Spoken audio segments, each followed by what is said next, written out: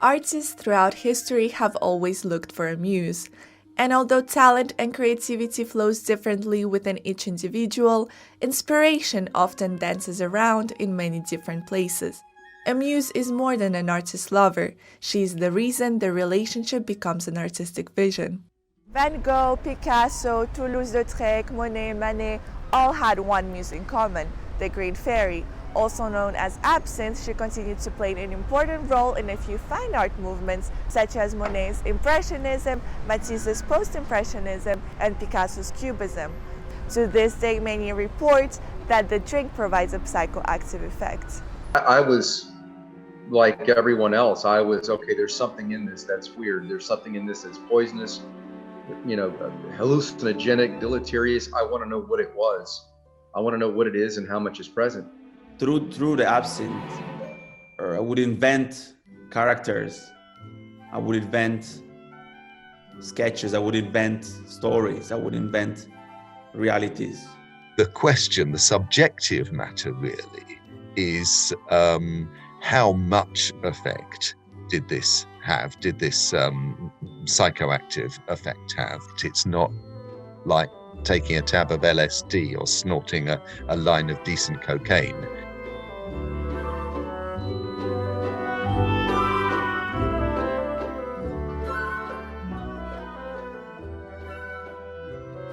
The Green Fairy's main trait, called wormwood, dates back to biblical times and was described as a star that fell to the earth.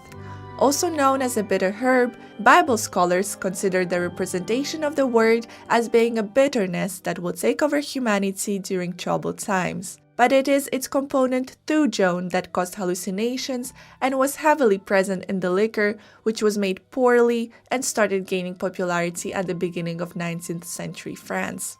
The troops would be drinking absinthe, and then when those soldiers came back to France, the French were so proud of having an empire that they wanted to imitate the soldiers, and so French bourgeois people started drinking absinthe, saying, "Look, this is a patriotic French drink," and it was quite an elite drink at that time.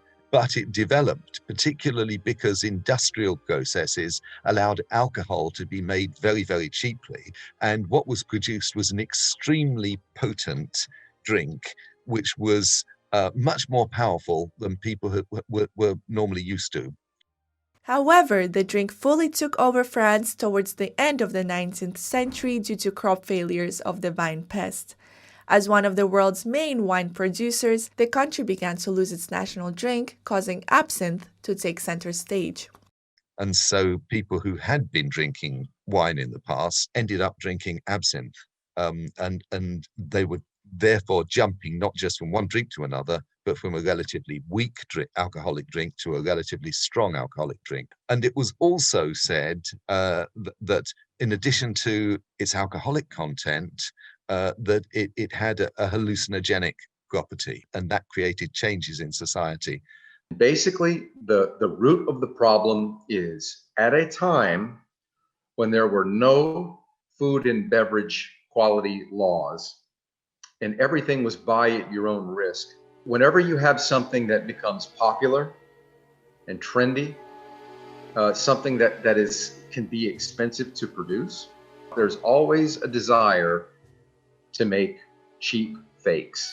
Just straight profiteering is what caused this debacle.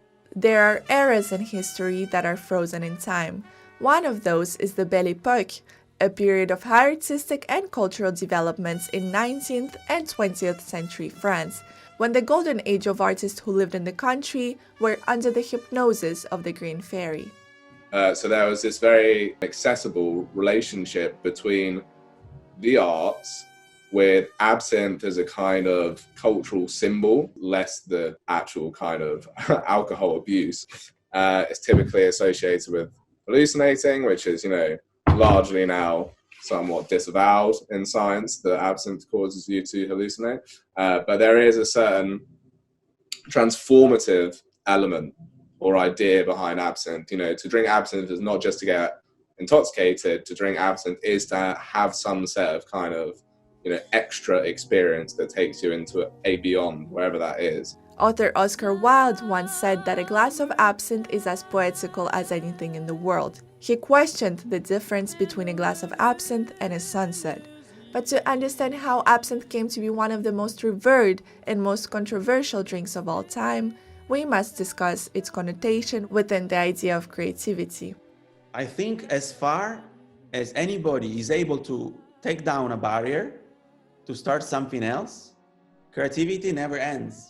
That's why absinthe comes into the game, because it's a tool to cross the boundary, right? So if you cannot cross the boundary when you're sober, maybe you can cross it when you're high, because you don't see the constrictions anymore. How many artists start to do the same work over and over because it pays?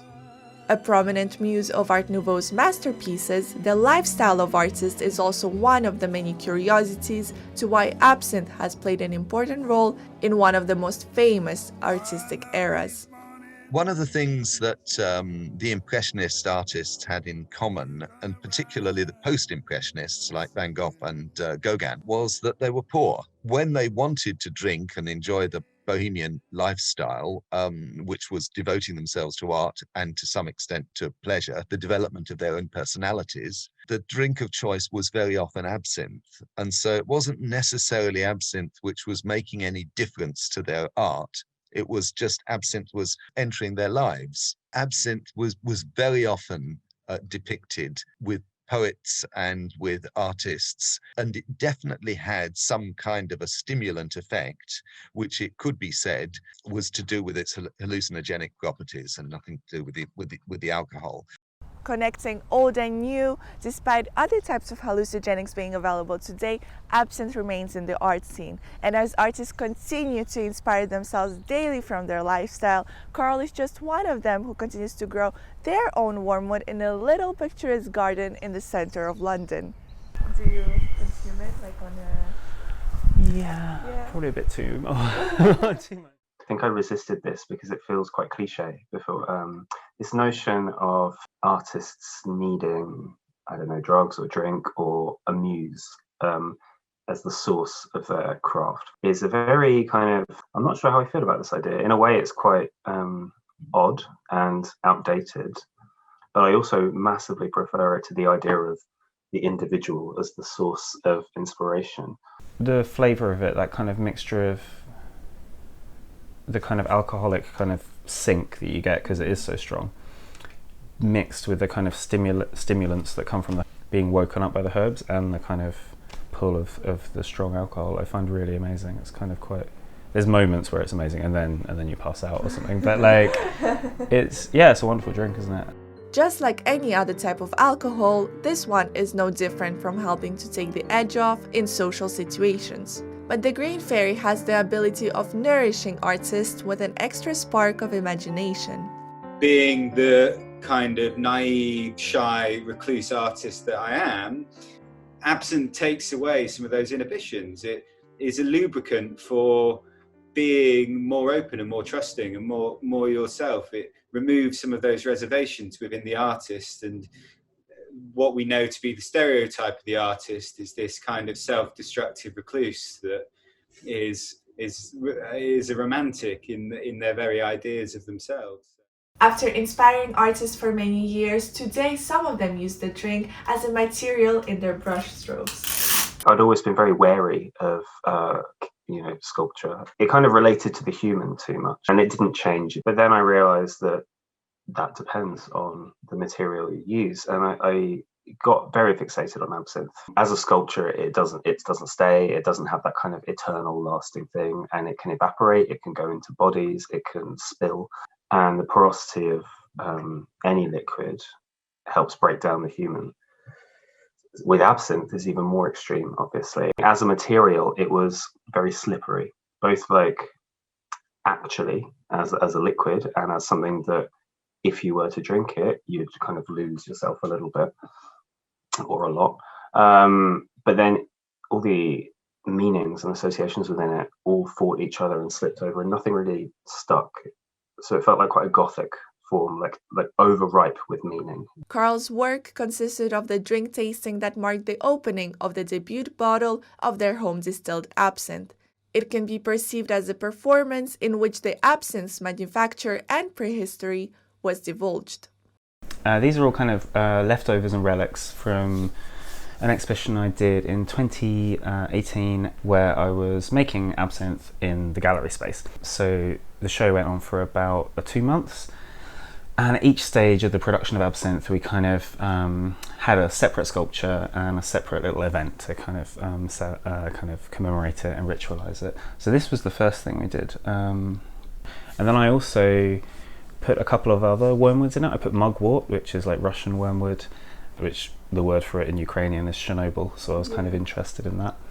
And then I also put white wormwood, which is the wormwood you get in the Middle East and the wormwood that's mentioned in the Bible and the Quran. So I was really interested in that kind of biblical reference to wormwood and what that meant when you placed that herb into the absinthe.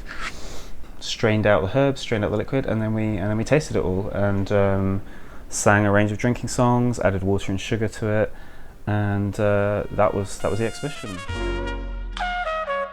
Billy Fraser, Charlie Mills, and James Capper put up 4 exhibitions around the theme of absinthe.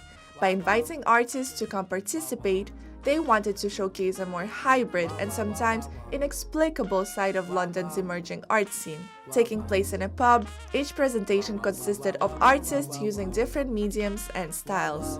We very quickly became interested in the history of absinthe, what it did and how it was a social construct for artists and more broadly creative practitioners of all sorts. And it combined these mediums with drinking and social aspects that kind of created this wonderful melting pot of different people and different experiences. And with the kind of tickle of the absinthe fairy, it meant that people were slightly more liberated or honest or truthful. And we used that as a foundation from which to create a show where people could go, enjoy the show and enjoy the time afterwards. As this kind of perfect storm of socializing, showing art in an unconventional space, getting people together.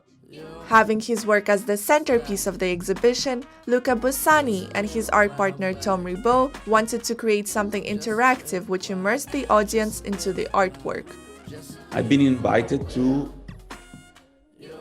activate an absinthe fountain, and the fountain works. It has water, which is cold water, and drips, and you put a spoon with sugar over, and you make it drip. We poured a lot of absinthe, liters and liters, and we served to the people in the event. That was the drink of the night. These 3 events, we had a room. For us, it was it's initially called the Absinthe Room. So we created a parallel world.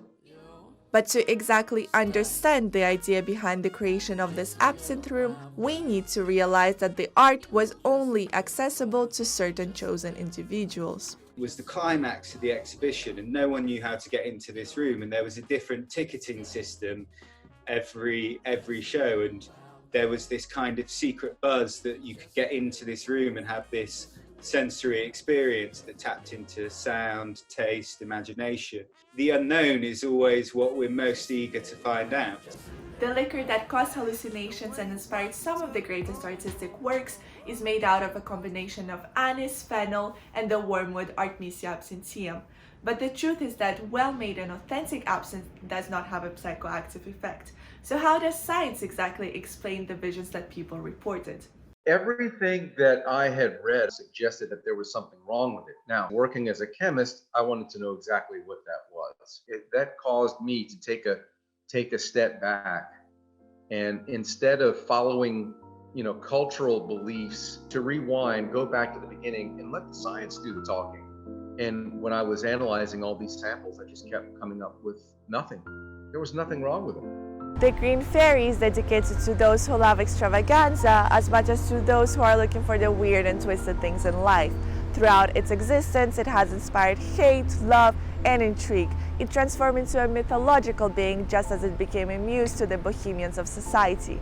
Still somehow being the talk of the town today amongst artists and art historians, it is no surprise that it was a prevalent character amongst writers and artists beyond the French boulevards, as seen in the visions of the Moulin Rouge, on canvases, and in between lines. It's really fascinating to look through the eyes of these people and see how Absinthe played such a cultural role. It's a piece of art. It really is. It's like I tell people, you know, it's like the alcohol is my canvas and the botanicals are my paints and the alembic stills are my brushes. So, you know, that's my art.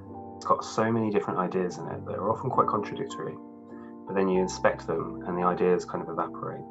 It didn't create the artistic life. It was the artists who did that. It was just one symbol among many, and it was a widespread symbol.